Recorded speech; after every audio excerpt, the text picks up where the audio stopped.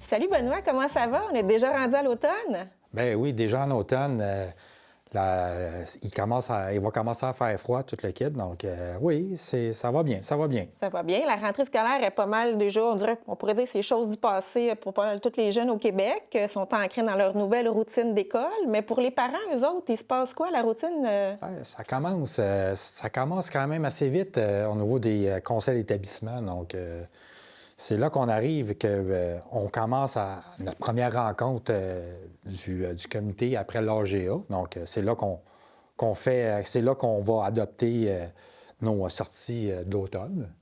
On va aussi parler d'élection aussi, du président, du VP aussi, du vice-président. Tout à fait.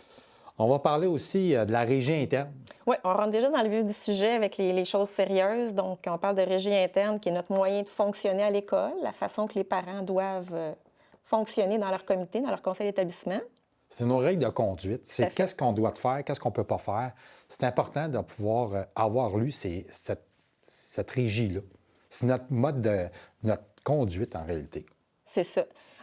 Autre point important, budget de fonctionnement du conseil d'établissement. À ne pas confondre avec budget de l'école. C'est Oui. complètement différent. On parle vraiment du budget de fonctionnement pour notre conseil d'établissement. Qu'est-ce qu'on fait avec ça? Bien, logiquement, ça le dit bien, là, le budget de fonctionnement, c'est pour faire fonctionner le conseil d'établissement. C'est un montant d'argent qui est alloué par le centre de services scolaires, OK, qui sert au fonctionnement. Donc, si on a des photocopies, si on a du café aussi au niveau du conseil d'établissement, donc, ce n'est pas pour donner à une fondation ou quelque chose dans ce genre-là. C'est pour le fonctionnement. Souvent, on va avoir du petit repas au niveau du temps des fêtes ou les repas là, à la fin d'année. Donc, c'est pour le mot magique, là, fonctionnement. Du conseil d'établissement. Donc, pour ce conseil-là, tout simplement.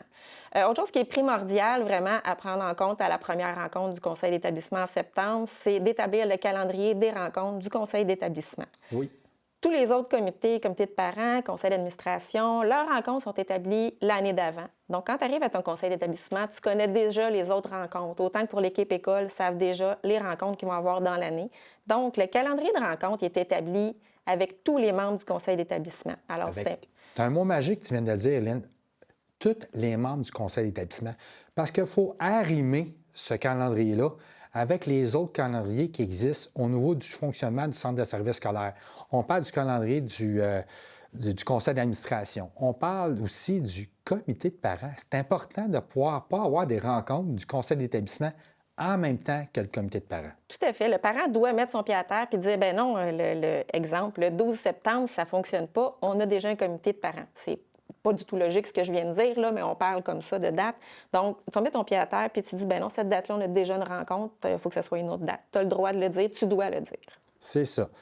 Puis aussi, qu'est-ce qu'on fait aussi lors de la première rencontre du conseil d'établissement, c'est qu'on fait, on dénonce nos conflits d'intérêts. On appelle ça une dénonciation des conflits d'intérêts. Oui, puis ça peut être super banal, le conflit d'intérêts. Des fois, on n'y pense pas nécessairement, mais si tu travailles dans une entreprise ou tu peux même travailler au métro du coin du quartier, si tu travailles dans une entreprise qui vend des objets de levée de fonds, par exemple, peu importe quel type d'entreprise, bien, tu dois dénoncer, tu dois dire, bien, moi, je travaille pour l'entreprise X, puis nous, on fait telle affaire.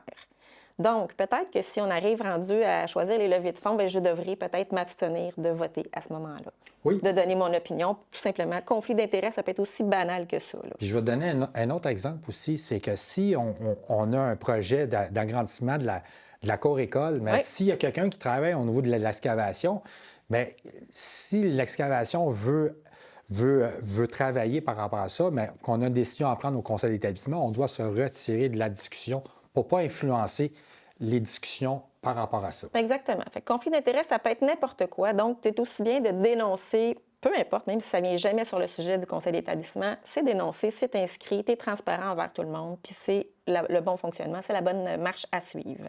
Autre chose importante, Benoît, depuis plusieurs années maintenant, on va mettre le chemin à l'écran dans quelques instants, c'est la formation obligatoire pour les comités de parents. Oui. Donc, c'est une formation qui est produite par le ministère de l'Éducation. Donc, on va aller voir ça à l'écran. Tout à fait. Donc, c'est simple. Tu vas sur Google, tu tapes « Formation obligatoire, conseil d'établissement ». Tu arrives ici. On clique dessus. Là, vous avez plusieurs choses que vous pouvez Vous pouvez accéder à la formation obligatoire. Simple comme ça. Bon, on ne fera pas tout le chemin, là. Non, mais il y a quand même plusieurs choses. On a des fiches, Oui. OK, c'est de la lecture. Souvent, ce genre de formation-là, on l'inclut aussi dans l'ordre du jour. On va prendre les fiches qu'on va utiliser lors des conseils d'établissement. Puis ceux qui manquent un peu de temps, bien, il y a tout le temps aussi, il y a des capsules vidéo. Donc, gênez-vous pas, allez voir ça. La première obligation qu'on a comme membre du conseil d'établissement, c'est de s'informer, c'est de s'assurer qu'on a la bonne information pour être capable de prendre les bonnes décisions à bonne place. Exactement. Donc, c'est pas mal ça. C'est quand même facile. Il suffit de taper les bons mots, bien entendu. Donc, formation obligatoire, conseil d'établissement. Vous allez arriver facilement sur le site du ministère. Vous allez pouvoir aller visiter ça. Donc, à ce moment-là, ce qui est important de savoir pour la formation obligatoire, c'est qu'à chaque rencontre, il y a une discussion qui devrait se faire là-dessus. Oui. Le parent devrait faire son devoir d'aller visiter ce site-là, de regarder son ordre du jour, quel point on va discuter, et puis de poser les questions en lien avec ça. Quand j'étais membre du conseil d'établissement, j'ai demandé que ça soit plus facile d'avoir un point statuaire formation obligatoire à chaque rencontre. Ben, c'est une bonne pratique à avoir. C'est là qu'on voit que le directeur ou la présidente fait un retour sur les fiches qui a été déjà nommées pour cette rencontre-là. Donc, un parent ne peut pas dire qu'il ne savait pas. Non, c'est ça. Il y a déjà de l'information. On fait pas mal le tour, je pense, pour le conseil d'établissement. Si on va au niveau du comité de parents, il se passe quoi en septembre? On est-tu comme plus en mode préparatif? Tu sais, dans le passé, quand j'étais président au niveau du comité de parents, mais c'était un mode, j'étais toujours, en septembre, j'étais en mode préparation. C'est là que je commençais à préparer mes rencontres. OK. Est-ce que j'avais des affaires à faire au niveau de ma régie interne? Est-ce que tous mes documents, je m'assurais que tous les documents de départ soient été envoyés au conseil d'établissement? Donc, c'est ça que je fais. Puis, bien important aussi, c'est que chaque conseil d'établissement, faut qu'il ait été fait avant le 30 septembre. Exactement. 30 septembre, c'est la date à retenir. Donc, c'est la formation du conseil d'établissement doit avoir été faite. Donc, oui. Tous les conseils d'établissement, tous les assemblées générales dans les écoles doivent être faites avant le 30 septembre. Oui. Sinon, au comité de parents, ce qui est super important à faire, toujours dans le mode état préparation, préparatif, c'est d'établir un partenariat avec le directeur général. Oui. Tu sais, t'assurer de transmettre les noms des nouveaux représentants au comité de parents, de t'asseoir avec lui au mois de septembre tranquillement, quand il ne se passe pas encore rien de très gros au comité de parents, mais t'asseoir avec ton directeur général, puis de commencer là, la petite discussion. C'est une façon de faire que j'ai commencé à faire. J'ai dit, tu sais, dans un conseil d'établissement, souvent, le président va s'asseoir avec le directeur d'école.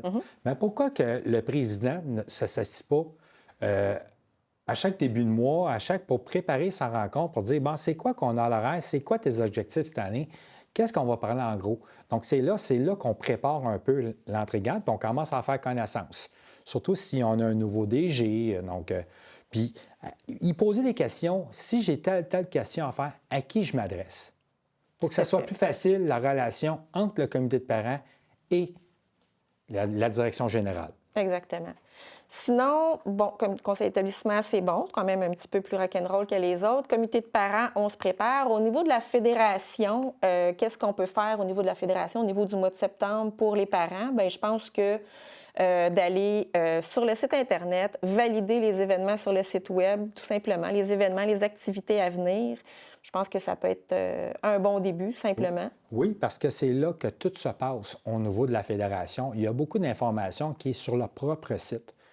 Donc, fcpq.qc.ca. Donc, c'est important. Donc, c'est là qu'on va voir les événements qui sont à venir. Donc, pour les anciens délégués ou pour les nouveaux délégués qui ont été élus. Donc, c'est là qu'ils vont voir beaucoup d'informations. On va-tu avoir une rencontre? C'est quoi qu'on a là-dedans? Donc, c'est bien important d'aller voir ça. Puis, gênez-vous pas, là. Allez voir ça. Là. Même si vous avez été la veille, bien, allez aux 2-3 jours. Là. Allez au moins une fois par 2-3 jours là, pour aller voir s'il y a des changements qui se font. Parfait. Mais je pense qu'on fait pas mal le tour pour le mois de septembre. Donc, date à retenir, 30 septembre, la formation du conseil d'établissement doit avoir été faite. Comité de parents, on se prépare, on rencontre le DG, s'établir un beau petit partenariat. Puis la fédération, bien, valider les événements sur le site Internet. Ça fait pas mal le tour pour notre mois de septembre. Qu'est-ce que tu en penses? Oui, en gros, c'est préparation, comité de parents FCPQ. Super. Bien, deuxième balado déjà, donc on se revoit en octobre, mon cher. Et oui, j'ai déjà hâte en octobre, donc on se revoit. Bye-bye.